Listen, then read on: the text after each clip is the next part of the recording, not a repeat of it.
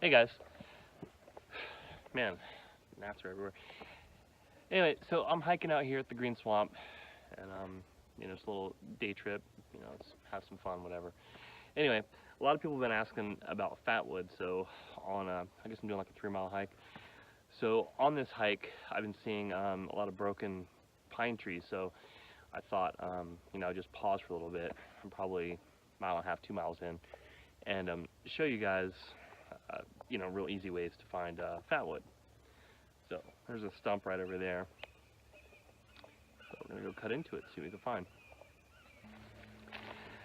As you can see, pretty small pine tree that broke, fell over probably during a storm or something like that. So sometimes something like this is gonna be like a real easy way to find fatwood. So I have with me a little folding saw. Just in the off chance anybody's watching this doesn't know, this is a Baco Laplander, and it's one of my favorite tools. So what I'm going to do, is saw kind of, you see down there, like the base of the tree. So when the tree breaks off, the resin that's in the roots comes up into the stump. So cut it off, it's already dead, so you're not killing anything anyway, and maybe find some fatwood. So yeah. Baco Laplander.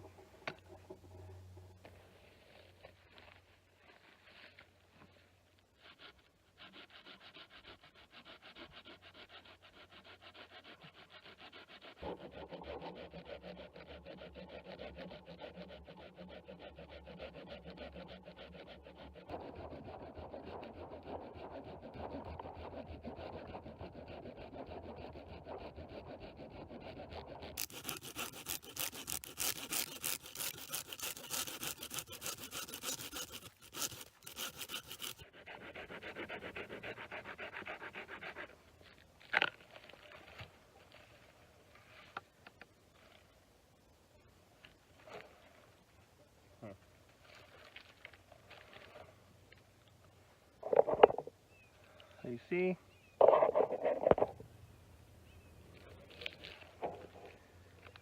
so not a ton, maybe it hasn't been down, but that in there, what you're looking for, the dark stuff, so this color of cooked bacon, that's has that turpentine smell.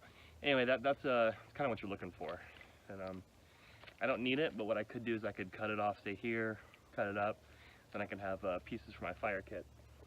There's looks like there's more lower, but that was pretty much about as low as I could go. And there's probably more than enough in here if I cut into it to use it for fire making stuff. Anyway, fatwood is just like right there, and it's all over the place. There's no reason to buy the store-bought stuff when you can come out and on any hike just find this stuff everywhere. And in my opinion, it's the best emergency fire starter is that stuff. It doesn't have to be an emergency, you can just be lazy. I've done that many times. Just use it because, and yeah, it's just one of the many things we have in Florida that's just easy to get, for fire making. It's right there. Anyway, I really just did this as like a break. Just, hiking by myself. Anyway, got about another mile to go. I'm gonna get back on the trail.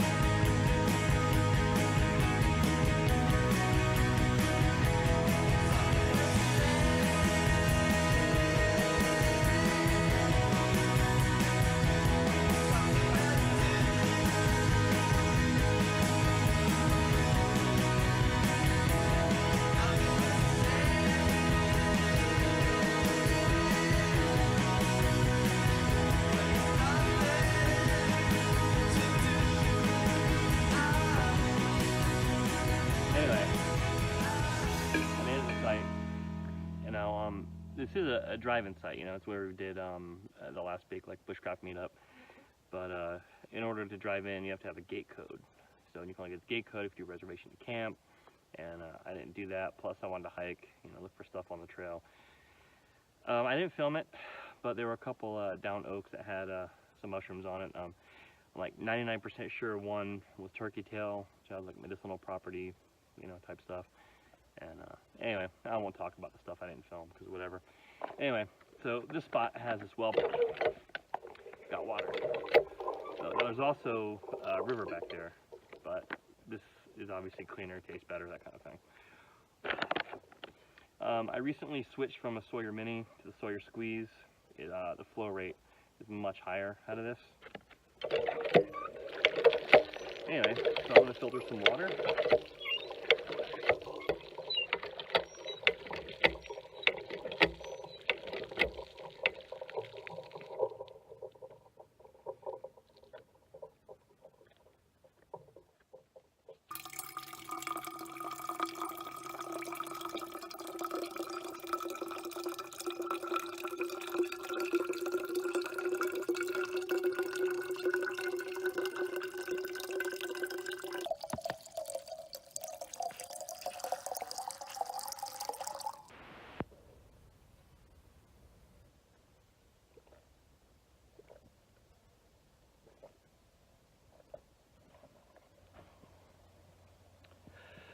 Alright, so I've been hanging out for a little while, you know, rehydrating with some water and everything. And so I think what we're going to do today is talk about wood processing. And, you know, take a log, you know, cut it down to where you can get your fire going without having to use, you know, cotton balls, things like that. If you're on my bushcraft page or, you know, any other survival pages or woodcraft pages or whatever, you'll know that, like, I really don't like man-made type stuff. You know, I think there's more than enough out here that you can use. The other benefit is the skills you develop out here can be used anywhere else.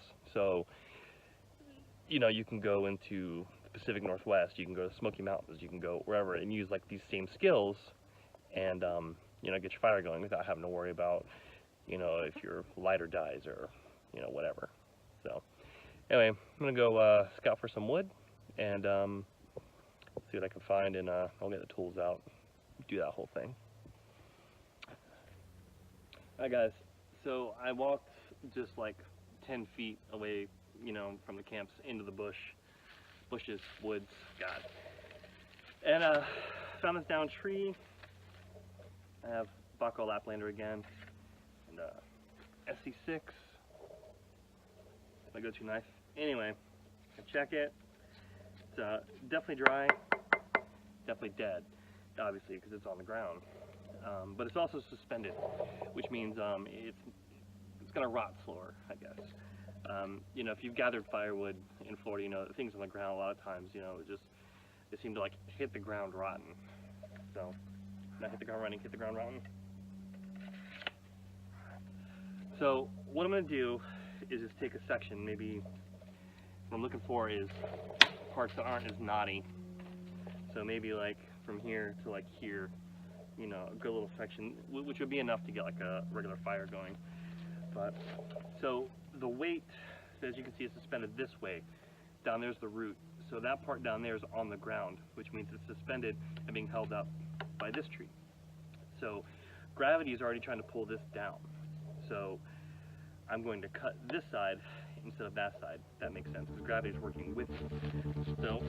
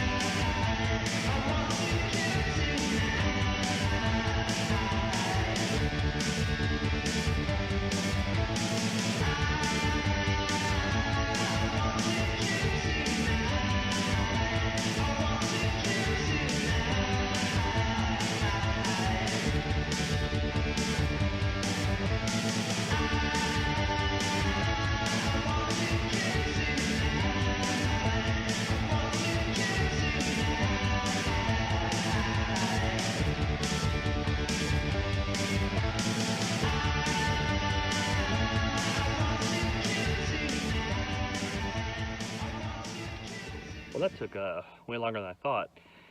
I guess that wood wasn't as dried out as I thought it was. I mean, it still worked, but it took way more strikes than it should have. You know, good seasoned wood, you know, especially like that, should only take 1 or 2, and it should go right up. But you know, if I pulled out a lighter and hit it, you know, probably would have gone up right away. But you know, the whole point of this was, you know, using a ferro rod with, you know, stuff you find out here. So yeah, sucked that took so long. Awesome that it still worked. So, you know, there's good and bad, I guess. Anyway, I think my trip's about, and I've got like an hour and a half left of daylight. I gotta hike back out, and plus I'm tired. So, but the other point of this was to come out and check out the camp. You know, make sure it's good for the next meetup. So, if you're new to McNeil, you're new to knowing what I'm about or anything like that, we're doing a bushcraft meetup here in February. So I wanted to come in, you know, make sure there's still like huge down trees back there, and there's some that I found in the woods back there. Bathrooms, the murder shack, as I call it, doesn't really look that bad either. So it's been cleaned out recently, which is nice. Yeah, I guess that's pretty much gonna wrap up my day. You know, hike back out, go home, wash off the disappointment, that feather stick not working better. It's probably a good idea. Anyway, if you watch this far, thanks. And I'm gonna try to get better at this video making YouTube thing. And you know, I don't know why it is. Anytime I turn on the camera to film, like nothing ever goes right. You know, if I'm here by myself, no camera, no pictures, no nothing, like everything just works great. Weird how that happens. But anyway, if you have any suggestions or any you know, tips, you know, constructive criticism, you know, drop it in. So I have thick skin, you know, I'm not gonna get offended. Anyway, thanks for watching.